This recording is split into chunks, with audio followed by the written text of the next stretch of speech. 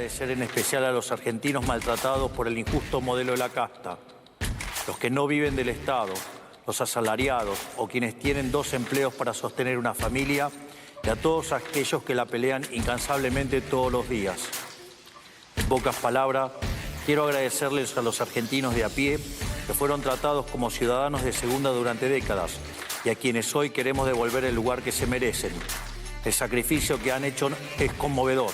Les aseguro que no será en vano. Mi equipo está terminando en estos días una reforma impositiva estructural que reducirá en un 90% la cantidad de impuestos nacionales.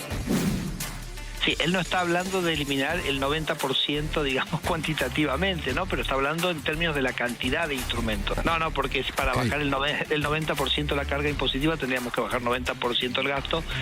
Lo ha hecho en 30%, que es una cosa histórica que no había ocurrido en un lugar del mundo, pero no, él está hablando de que tenemos una estructura tributaria muy compleja, con un montón de impuestos que recaudan muy poco y que me parece que es momento de empezar a simplificar. Hoy, con orgullo y esperanza, puedo decirle que hemos superado la prueba de fuego. Estamos saliendo del desierto. La recesión terminó y el país finalmente ha comenzado a crecer. Gracias por confiar en este gobierno. Esto no quiere decir que hayamos llegado a puerto, pero sí quiere decir que podemos terminar el año con alivio y de que hemos dejado atrás lo peor y arrancar el año entrante con la certeza de que el futuro será cada vez mejor. Como terminaban, ¿no? Él dice que era culpa de la política, que él le daba golpes a usted porque la política es muy dura, ¿no? Hay frases que son realmente incomprensibles.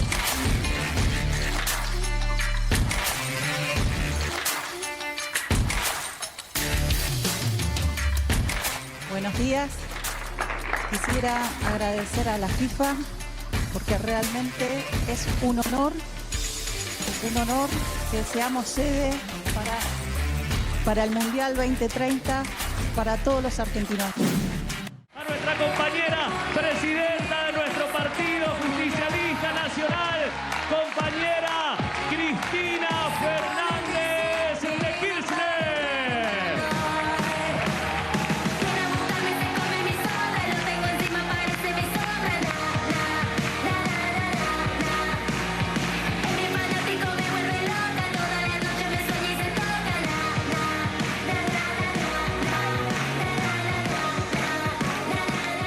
Yo difiero de aquellos compañeros que dicen que hay una estafa electoral porque en definitiva la motosierra no fue contra la casta, sino... No, miren.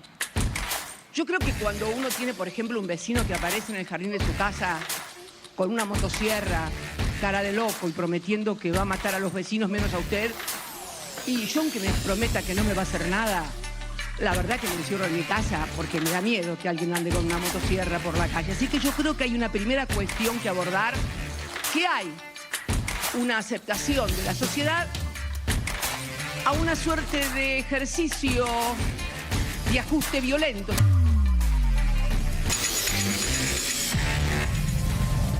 Muy buenas noches a todos, bienvenidos a la noche de A24, bienvenidos a MMC. Hoy se conoció el dato de inflación de noviembre, dio 2,4%, y es la mejor noticia para cerrar el año por parte del gobierno, porque la inflación de diciembre, que hay que ver, siempre da por arriba de noviembre, se va a conocer recién a mediados de enero. Entonces este es el último dato de inflación que se conoce en el año 2024, y ese dato de inflación dio 2,4%. Por debajo de lo esperado por la mayoría de las consultoras privadas que tienen sus mediciones propias, que hablaban de entre 2,7 y 2,9%, y de alguna manera coronando el sendero de desinflación que busca el gobierno, porque por eso ahora van a ver, el propio ministro de Economía salió a decir, bueno, esto va en tren de la desinflación, lo próximo es bajar el ritmo de ajuste mensual del dólar oficial, el llamado crawling peg, tal vez al 1% en vez del 2% mensual que ha seguido todo este año a partir de enero. ¿Cuáles son los datos que dio a conocer el INDEC? Bueno, 2,4% de inflación en noviembre. La variación últimos 12 meses da 166%, se viene desacelerando la inflación.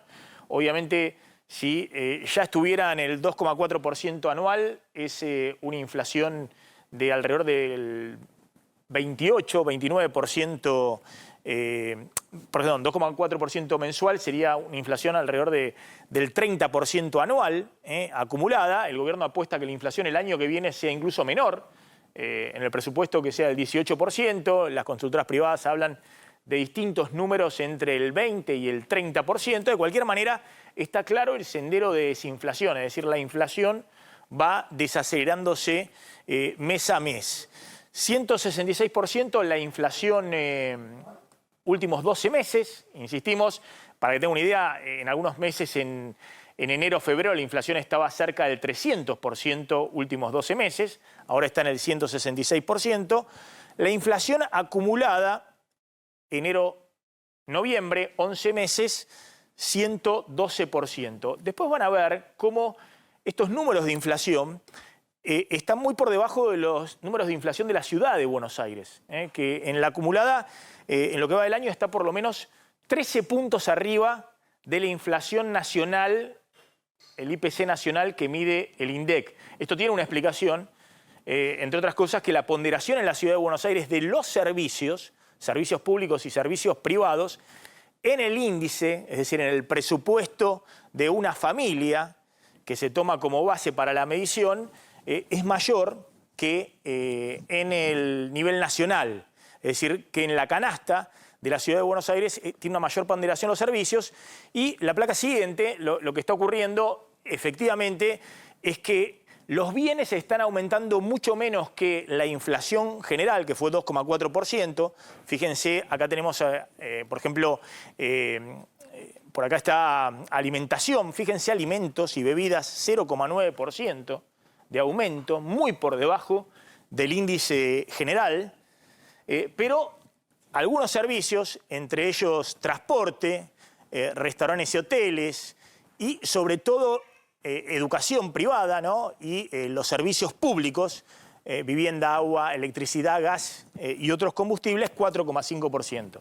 Es decir, estos son los ajustes de tarifas de servicios públicos que siguen y por arriba del índice general, y entre otras cosas, algunos de los servicios privados también vienen por arriba del índice general, prepagas, salud también, 2,9%.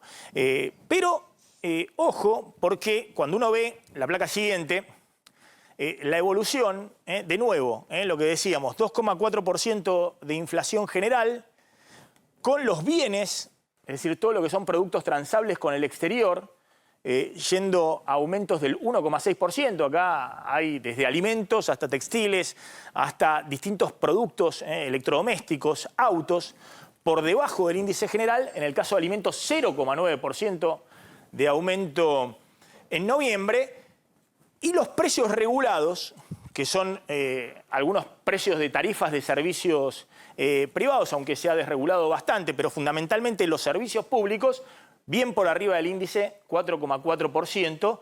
Eso es lo que en promedio da el índice general del 2,4%. Obviamente en la ciudad de Buenos Aires dio los últimos 2 meses mucho más alto que el índice nacional del IPC INDEC, por esto que les decía, porque hay una ponderación mayor de los servicios, tanto privados, pero fundamentalmente servicios públicos, en la canasta que construye el índice. Cuando uno ve la inflación, la placa siguiente, por favor, cuando uno ve la inflación, la evolución, este es el 25% de inflación, en noviembre había sido 12,3%, 12,5% de la inflación. Después de la devaluación, la suba del 120% del tipo de cambio oficial, la inflación se dispara al 25%. Y después viene bajando, al principio bastante lento, ¿no? 20%, 13%, 11%.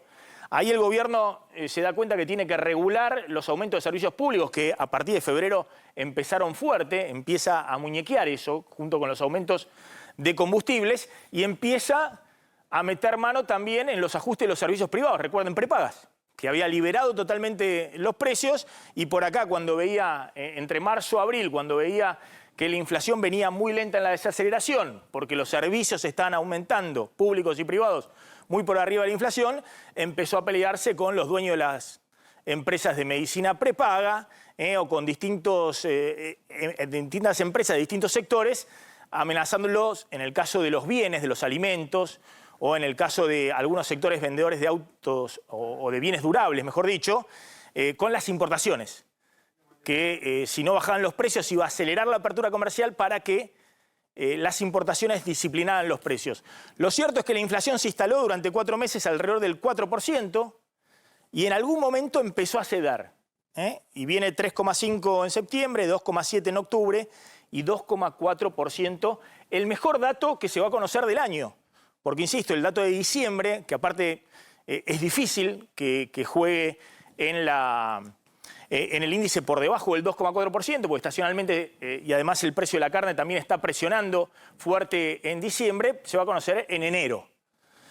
Cuando uno ve, seguimos rápido, así podemos completar, la inflación interanual, últimos 12 meses, lo que les decía, ojo que acá, en algún momento, por marzo, la inflación se aceleró casi al 290%, casi 300%, últimos 12 meses, porque a la devaluación se le sumó el aumento de los servicios públicos y eso aceleró el proceso inflacionario, pero en un momento empezó a ceder, a desacelerarse y ahora estamos en 166% y esto va a seguir bajando la inflación últimos 12 meses porque la meta del gobierno es que en diciembre del año que viene el número de, digamos, entre 20 y 30% la inflación últimos 12 meses. Y finalmente, esto que decíamos, ¿no? La variación en la ciudad de Buenos Aires por arriba del índice nacional del IPC INDEC, 3,2% dio en noviembre. Fíjense la acumulada que a nivel nacional daba primeros 11 meses 116%, en la ciudad de Buenos Aires da 129%, 13 puntos más. Esa es la inflación que pagan en la ciudad de Buenos Aires, es decir, en el presupuesto. Y básicamente eso tiene que ver, como les decía, que en la canasta que mide el INDEC, que es una canasta que no se ha actualizado, es una canasta de consumos que ya tiene muchos años y que el INDEC ahora está pensando en actualizar, la diferencia de la ciudad, que es una canasta más nueva, del 2017-2018. En la canasta del INDEC, los servicios tienen una ponderación muy baja, 34% del total de la canasta. En el cambio, en la ciudad de Buenos Aires, el 59% de la canasta son servicios privados y públicos. Entonces, como los servicios públicos vienen aumentando fuertemente por arriba de los bienes, de lo que estamos diciendo, de los transables, de los alimentos, de los bienes durables, en general de lo que se comercia con el exterior, bueno, la ponderación y la inflación en la ciudad de Buenos Aires viene muy por arriba de la inflación en el IPC nacional, en la medición que hace el INDEC para el total país. En un ratito vamos a hablar de la canasta de la pobreza y la canasta de la indigencia, cuyos precios vienen aumentando, como les decía, como son bienes. La canasta de la indigencia es puramente alimentos y eso viene aumentando muy por debajo de la inflación general, lo cual es muy buena noticia. La canasta de la pobreza son alimentos más algunos bienes adicionales y muy poquitos servicios, básicamente transporte, pero obviamente vestimenta, calzado, y eso también viene aumentando, aumentó nada más que 1,5% la canasta de la pobreza en noviembre, y la canasta de la indigencia aumentó 1,1%, muy por debajo del índice nacional. Eso es una muy buena noticia, porque si hay recomposición de ingresos, eso significa que la pobreza está bajando junto con los números de indigencia que tuvieron su pico en el segundo trimestre de este año. Pero bueno, en términos nominales, el dato que da hoy el INDEC es que para no ser pobre en la Argentina, una familia tipo ya tiene que ganar más de 1 millón de pesos mensuales.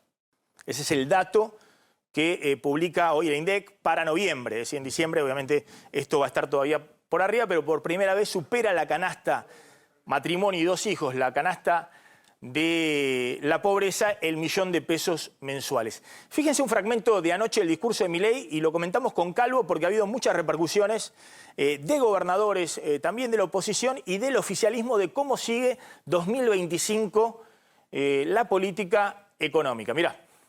Mi equipo está terminando en estos días una reforma impositiva estructural que reducirá en un 90% la cantidad de impuestos nacionales y le devolverá a las provincias la autonomía impositiva que nunca debieron haber perdido. Así, el año próximo veremos una verdadera competencia fiscal entre las provincias argentinas para ver quién atrae más inversiones. Bueno, esta frase, ¿por qué hizo tanto ruido?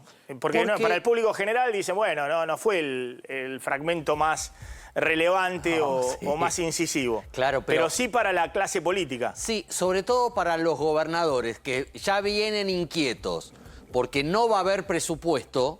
Es decir, el gobierno confirmó ya en varias oportunidades que no va a haber presupuesto 2025, que sino que va a prorrogar, como hizo en 2024, el de 2023, bueno, y va a seguir prorrogando. Eso es manejándose por decreto en la asignación de gastos. Exactamente, ¿no? Y decidiendo dónde ponemos la plata, a qué área de la administración pública, cuánto transferimos a las provincias. Entonces las provincias ya vienen tensas con ese tema porque no saben cuántos fondos está previsto recibir del gobierno nacional, de la administración central.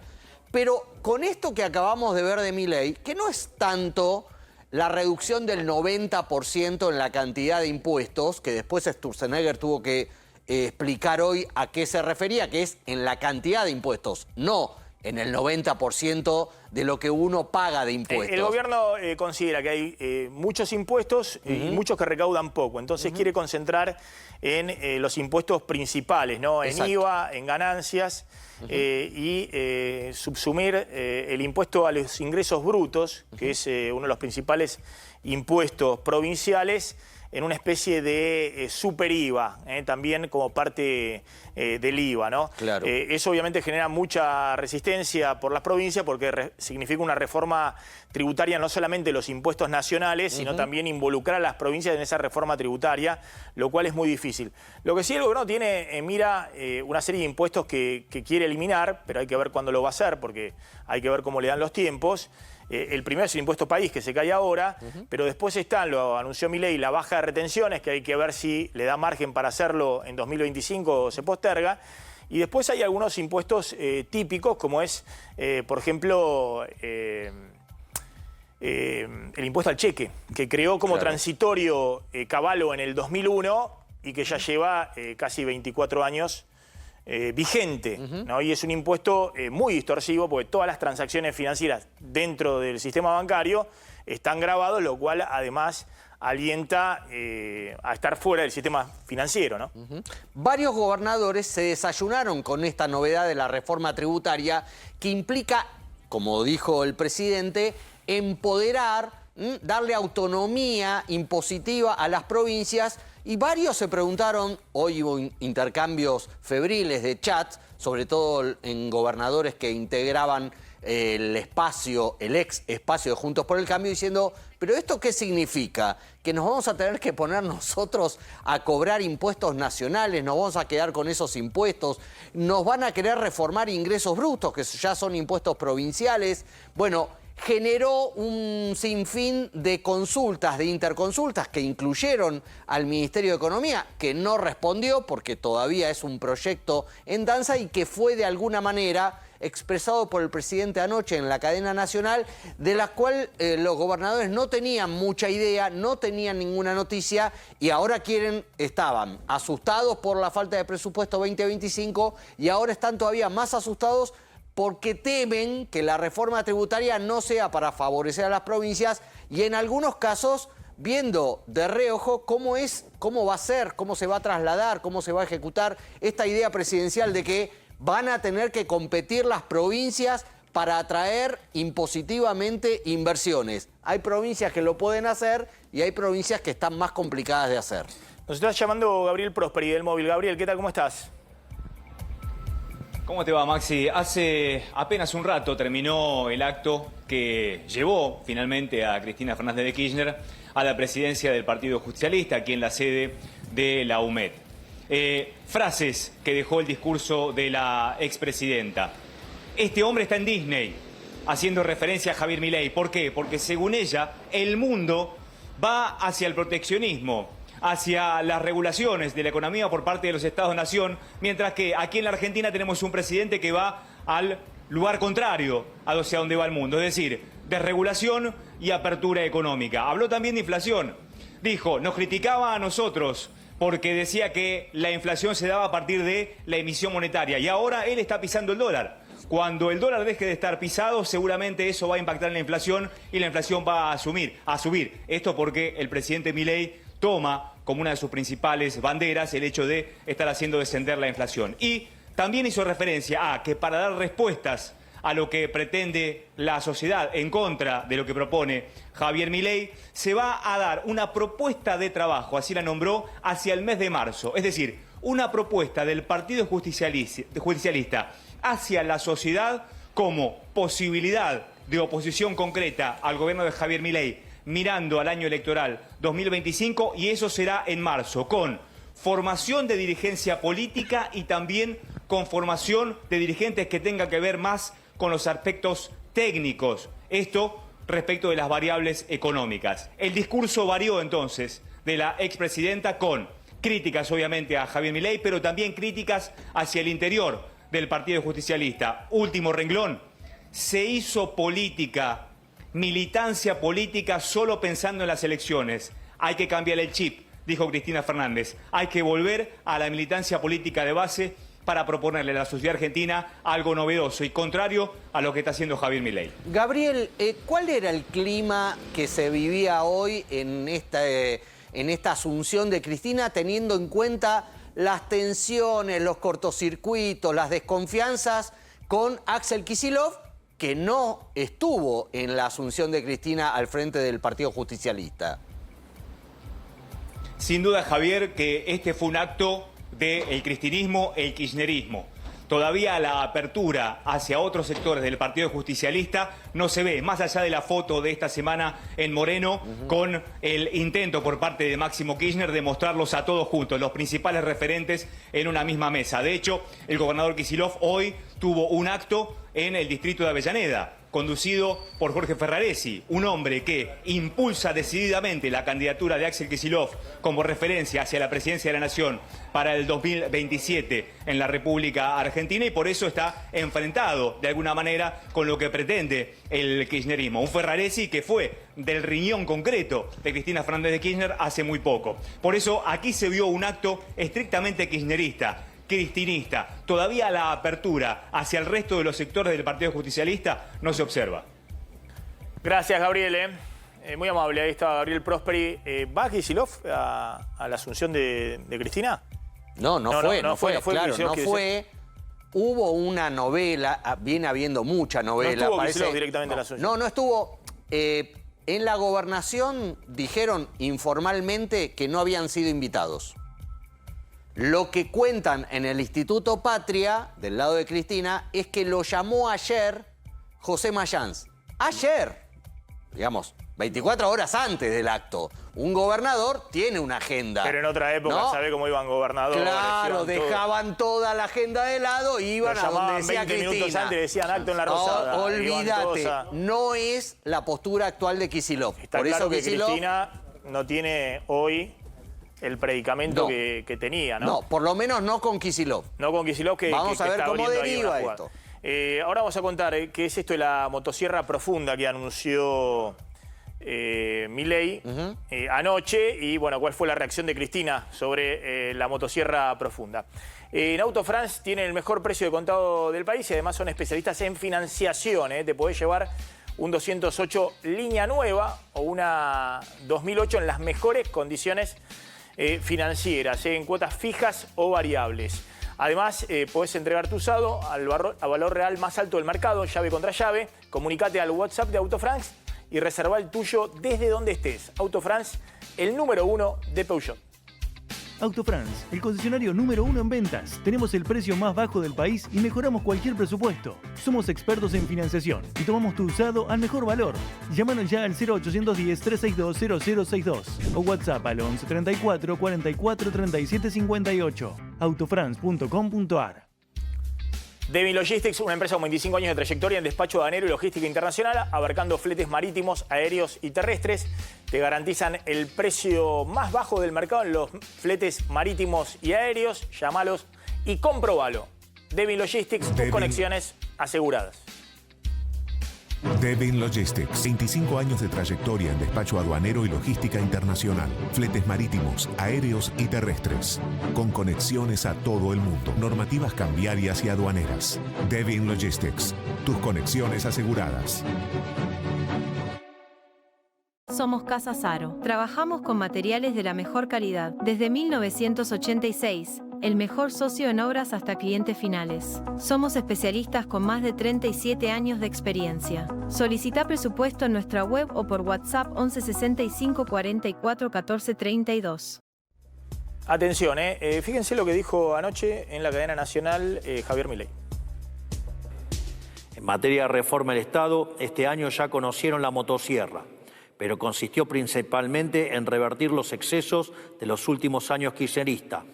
Ahora se viene la motosierra profunda, porque lo que tenemos que desandar son capas geológicas de organismos y funciones estatales injustificadas. Ahí estaba Milei contando, bueno, que ahora vienen con, de alguna manera, el saneamiento de distintos organismos, donde efectivamente hay esto que se llama capa geológica, es decir, nombramientos políticos según las distintas administraciones, y donde se han sobredimensionado organismos, otros se han superpuesto, digamos, todo un trabajo, si se quiere, más fino y más eficiente que todos habían planteado que era necesario hacer y nunca se había instrumentado. Pero más allá de eso, que uno podría decir que es más que motosierra profunda, podría ser el bisturí, digamos, hacer más eficiente el Estado. Más fino. Exactamente. Y más cortar fino. Donde hay que cortar y mantener lo que hay que mantener, no ir con la motosierra y cortando todo, sea eficiente o no eficiente, funcione o no funcione, o echando gente que está muy capacitada al mismo y que va a ganar millones en el sector privado, por ejemplo, en la FIP, al mismo nivel que gente que no está capacitada y que efectivamente solo eran nombramientos políticos que engrosaban la nómina y los famosos ñoquis y demás. Ahora, más allá de eso, que bienvenido sea que haya algún tamiz y alguna planificación y algún orden en el ajuste fiscal y en el ajuste de organismos, y si se quiere aumentar la productividad del Estado, porque no es solamente destruir al Estado, pues no hay país en el mundo que destruya el Estado. Los Estados existen en todo el mundo y todos se pelean por hacer más eficientes sus Estados, no demolerlo, porque si vos demoles algo, después hay que reconstruirlo y te sale mucho más caro. El gobierno va a mantener igualmente una motosierra muy importante en el tema de la obra pública. Es decir, venimos contando que hoy el ajuste fiscal se basa 25% en los jubilados, a principio de año era 40% de todo el ajuste del gasto público sobre jubilados. Desde que está la fórmula eso se congeló, no recupera poder de compra, pero tampoco se sigue recortando, por lo menos en el sistema previsional, por el lado generalizado de los haberes. Sí sería bueno reformular todo el tema de jubilaciones de privilegio o de regímenes especiales, pero eso requiere un saneamiento más fino del Estado, un trabajo desde el punto de vista técnico y legal mucho más fino de lo que se ha hecho hasta ahora. Lo que se había aplicado originalmente con los jubilados era licuación pura y llana, 25% de inflación en diciembre, 20% en enero, 11% en febrero y 0 de aumento para los jubilados en enero y en febrero. Eso es lo que generó rápidamente el equilibrio fiscal. Hoy, además del 25% del ajuste en los jubilados, 25% es la obra pública, que está en mínimos históricos, está en el nivel del 2002, el piso más bajo de los últimos 30 años de la obra pública, y que difícilmente se reactive el año que viene, porque tiene un peso muy, muy grande en el ajuste fiscal. De hecho, esa es obra pública que directamente realiza el gobierno nacional o transferencias de capital a las provincias que realizan los estados provinciales con fondos nacionales. Y el gobierno tiene que mantener ese ajuste. Y cuando Milei habla de la motosierra, habla también de ese ajuste. De hecho, eso es lo que implosionó cualquier negociación por el presupuesto, porque los gobernadores le decían, este es el listado de obras que hay que hacer en la provincia, y el gobierno nacional decía, no hay plata, no podemos hacerlo. Y no hubo acuerdo, por eso naufragó la posibilidad de tener presupuesto 2025, aún con los gobernadores más cercanos, los aliados, los de Juntos por el Cambio o los peronistas dialoguistas, o los peronistas con peluca, los del norte. Tucumán, Catamarca. Exactamente. El otro punto que va a mantenerse son las transferencias corrientes a provincia, también el recorte que está prácticamente en cero, salvo algunas transferencias discrecionales que se está haciendo, pero muy pequeñas para gobernadores aliados. Y después la quita de subsidios de tarifas que va a continuar a un ritmo menor del que vino a principio de este año, pero a un ritmo que debe mantenerse. Y eso implica que van a seguir los ajustes tarifarios por encima del nivel general de precios, por encima de la inflación, pero a un ritmo menor de lo que ha habido hasta ahora. Este es el ajuste que planea el gobierno para el año que viene, donde apuesta todo a que el rebote de la economía del 5% le compense en la recaudación impuestos que no va a tener el año que viene, el principal, el impuesto al cheque, que este año recaudó más de 1 punto del PBI. Y si uno le suma la moratoria de este año, el régimen especial de bienes personales, más el blanqueo, estamos hablando de 1,5 puntos de recaudación que tuvo este año el gobierno en plena recesión, que no va a tener el año que viene con esos impuestos, pero la apuesta es que sea compensado con mayor recaudación vía recuperación de la economía y 5% de crecimiento. Pero la motosierra se mantiene, y lo que todos ven con preocupación no es esto que anuncia de la motosierra profunda, cómo racionalizar el Estado en buena hora. La preocupación es, ¿la Argentina no va a tener más obra pública? ¿Cuándo va a arrancar la obra pública financiada por los privados? ¿En 2025? Difícil. ¿Por qué? Las rutas se deterioran, los puertos se deterioran. Eso impacta, si se quiere, en la competitividad sistémica de la Argentina, además de en la seguridad vial o los servicios que se demandan en las provincias, que realiza el Estado en muchos casos y no por ahora el sector privado.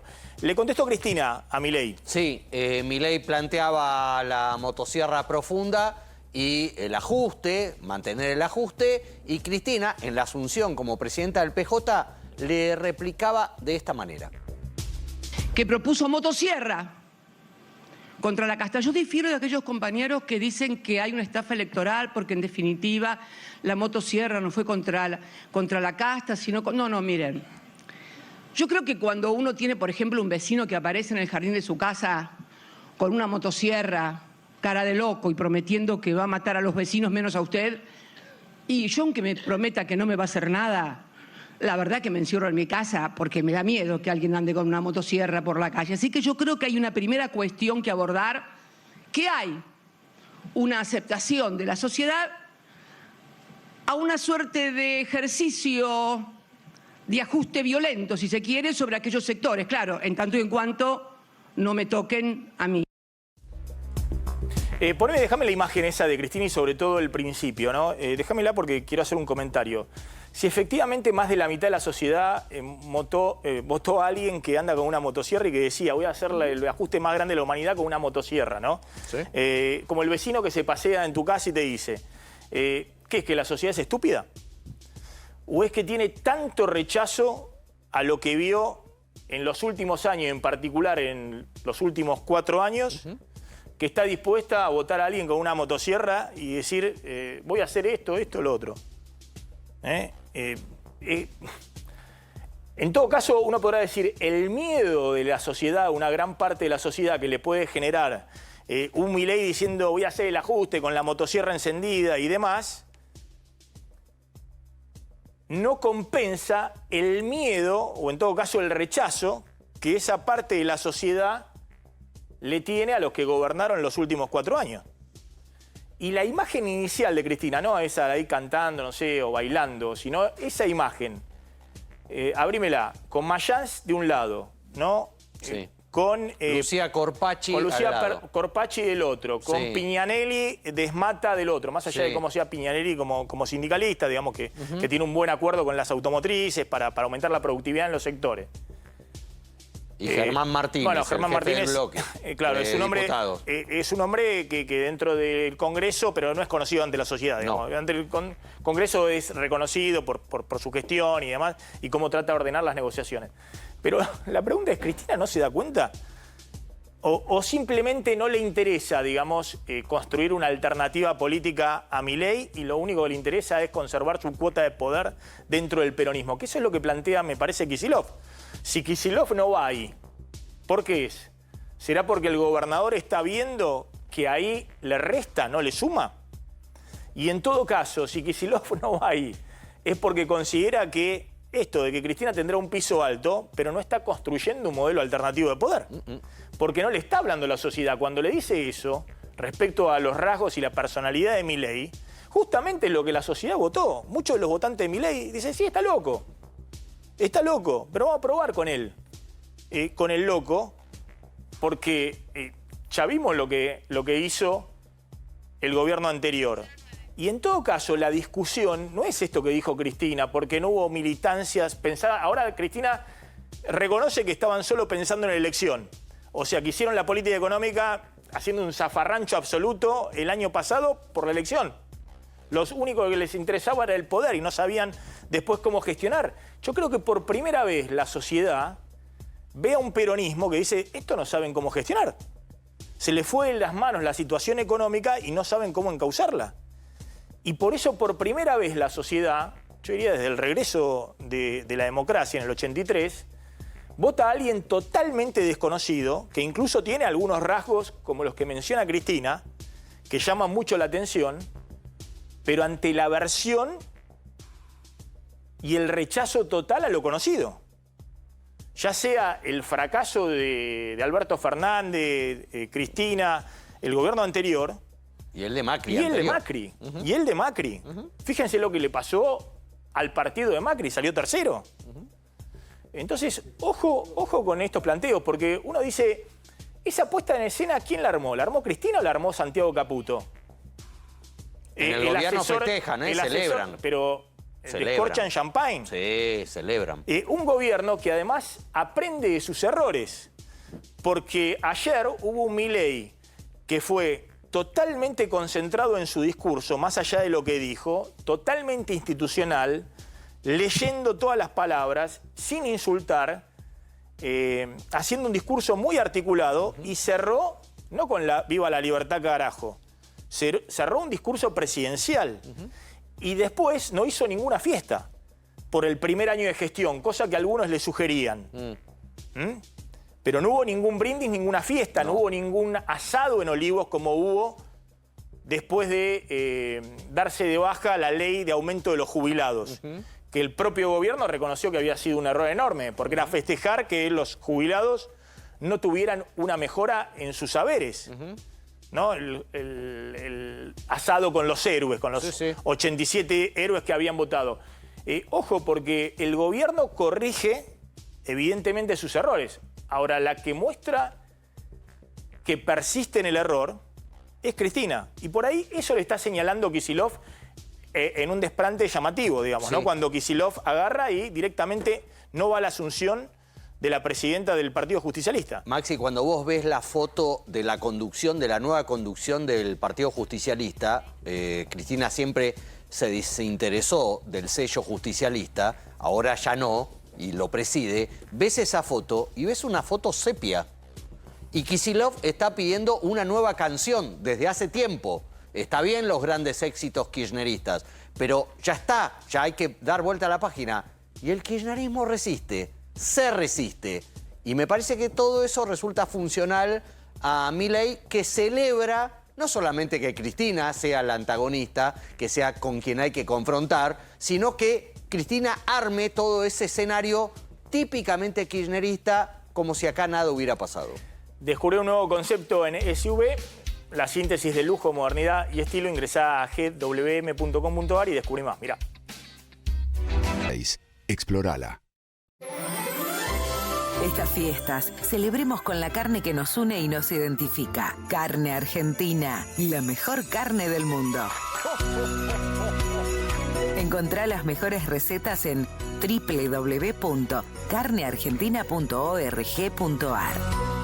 La calidad de un buen aceite está en la naturaleza que lo contiene. Kroll es aceite de canola virgen, rico en omega 3 y el más bajo en grasas saturadas. Por eso, ayuda a reducir el colesterol. Kroll, sabor a vida. Probalo. ¿Cansado de la humedad de cimientos en tu casa? En Sivaco tenemos la solución. Nuestro equipo electrónico antihumedad de cimientos, sin obras costosas ni complicadas. WhatsApp 114-997-3434. Envíos sin cargo. Más de 10 años de garantía. Ingresá a sivaco.com/antihumedad. Sivaco va, la humedad se va.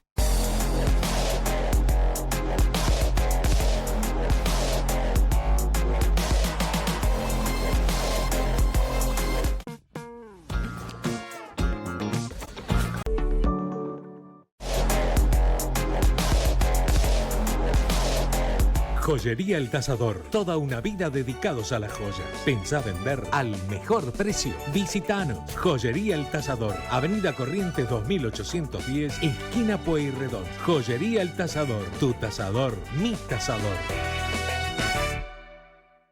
La calidad de un buen aceite está en la naturaleza que lo contiene. Kroll es aceite de canola virgen, rico en omega 3 y el más bajo en grasas saturadas. Por eso, ayuda a reducir el colesterol. Kroll, sabor a vida. Probalo.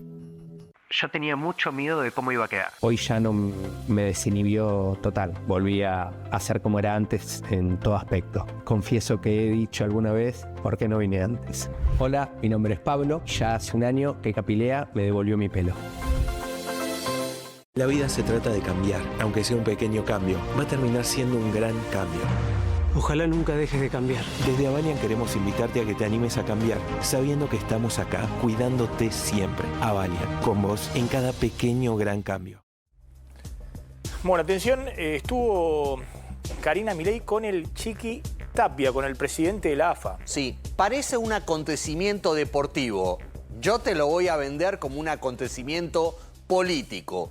¿Hubo novedades deportivas o institucionales desde el punto de vista deportivo? Sí. La secretaria general de la presidencia viajó a Asunción junto con el vocero presidencial para sostener la candidatura argentina para un partido del Mundial 2030 que se va a llevar a cabo entre España, Portugal, Marruecos, pero va a tener un partido en Uruguay, un partido en Argentina y un partido en Paraguay. Una melange del negocio del fútbol.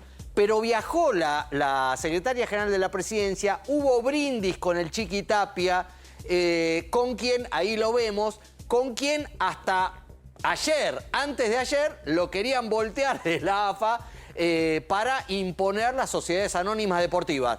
Todo eso quedó de lado, la patria está primero, la patria no se vende, la patria se juega el Mundial. Y, por ejemplo, estaba tan contenta Karina que dijo esto en el acto de la FIFA en Asunción.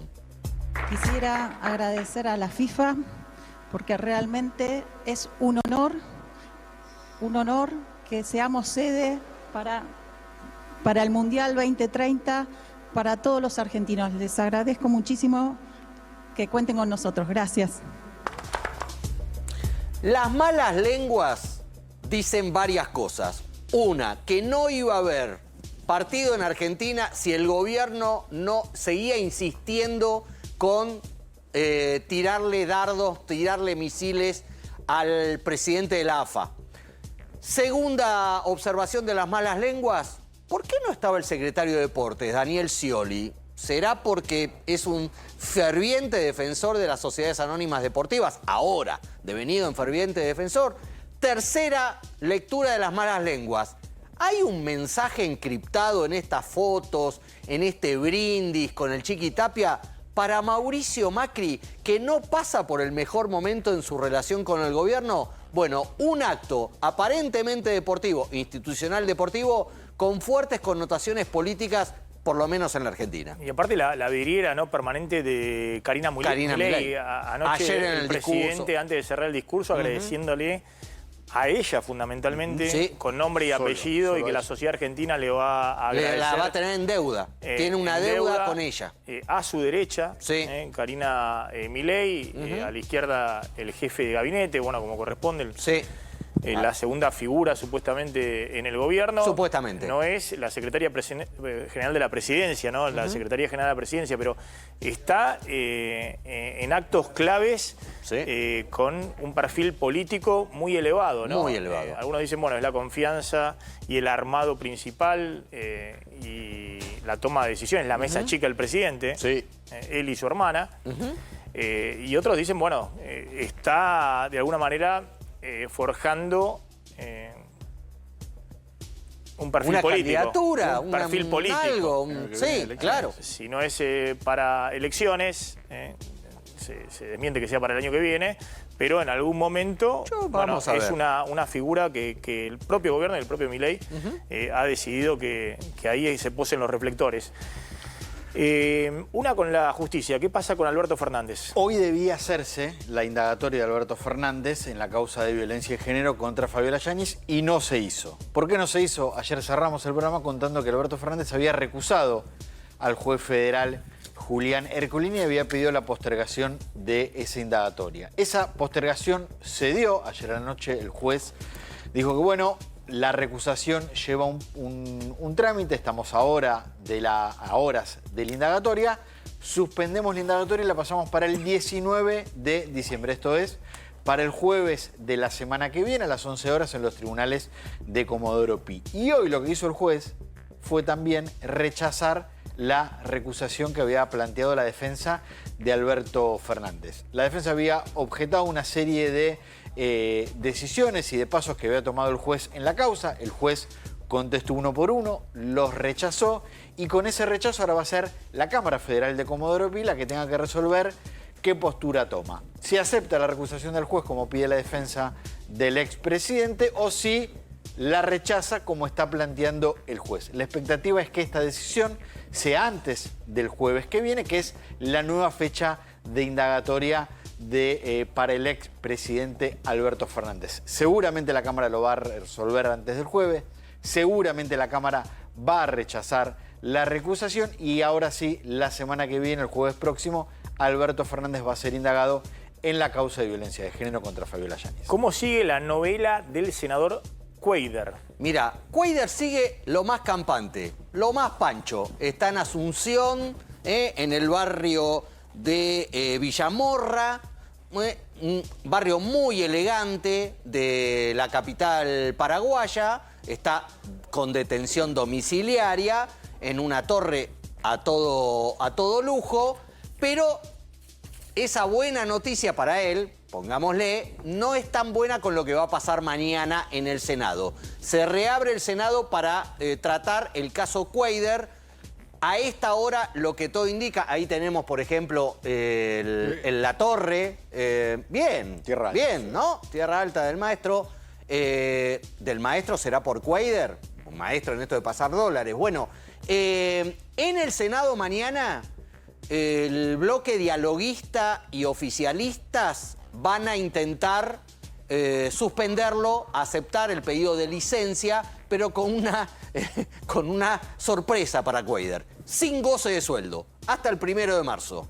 O sea, ok, te aceptamos el pedido de licencia, pero sin goce de sueldo. Y por el otro lado, la postura de Unión por la Patria, que va a tratar de insistir, necesita 2/3 de los votos, no los tiene, para expulsarlo, para echarlo directamente de la Cámara. Otro detalle sobre Cuéllar, la colega Mariel Fitzpatrick hoy en Infobae averiguó que la empresa que está siendo investigada de Cuéllar, Betail Sociedad Anónima, no tiene ningún tipo de actividad. No te puedo creer. Está, sorprendentemente, porque uno pensaba que tenía todo en regla. No, parece que no. Está inscripta en la Inspección General de Personas Jurídicas, pero cada balance que presentó, cero actividad, cero compra, cero venta, cero todo.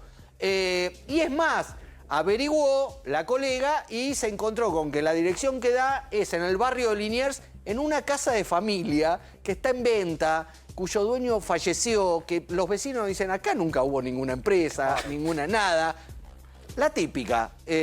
Bueno, Cuéllar en algún momento va a tener que dar explicaciones ante la justicia. Si no lo hace en Paraguay, lo tiene que hacer acá de una vez por todas. Gracias, colegas. Nos estamos retirando. Se quedan con Pablo Caruso y equipo. Nos reencontramos mañana. Chau, pásenla bien.